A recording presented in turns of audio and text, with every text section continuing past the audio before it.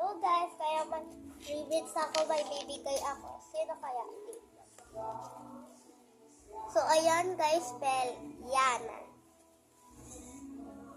Okay, sinabi niya sa akin na bigyan ko siya ng gentong tributes.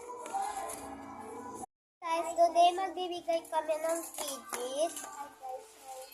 Ay, frigid pala. Tapos may nag-order sa akin. Yan na ulit. Call po muna tayo. Ay, ulit. So, guys.